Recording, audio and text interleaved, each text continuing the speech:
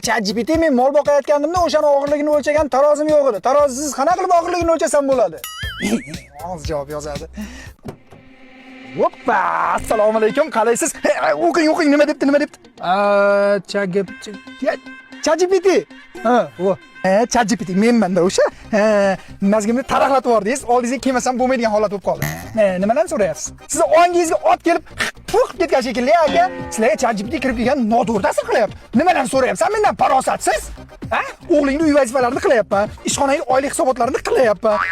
Yana nima so'rading? Kecha o'rtog'imni to'yiga $300 pul kerak deyapsan. Qaydan olaman? Qaydan olaman? Menda pul nima qilsin? Mol. Hozir so'rayotgan narsangni qara. Molimni og'irligini tarozisiz qanday o'lchasam bo'larmish? Nima? O'lchab beraymi kirib? O'zing bilmaysanmi? Mol o'shaning iloji yo'qligini. To'xta. Mana senga o'xshagan bitta tupoy yozyapti, hozir aytaman. Voy. Eshit, uylanganimga 1 oy bo'ldi, bolali bo'lmayapman, nima qilyapman? Boraman endi, o'sha ishni qilib berib kelaman, tushuntirib kelaman, deydi. Bir gapi shu qoldi. Eng qizig'ichi, bu to'y kuni kirib ketayotganda ham mendan maslahat so'ragan. Kuyov jo'rasi yo'q shekilli. Bundan keyin normalniy narsa so'ralang, tushundingmi? Asabimni buzib aytsalar, o'ldirib qo'yaman. Mol, qo'ylar. Haligi taroz haqidagi savolga javob berib ket. Onang, ChatGPT menga o'xshar ekanmi?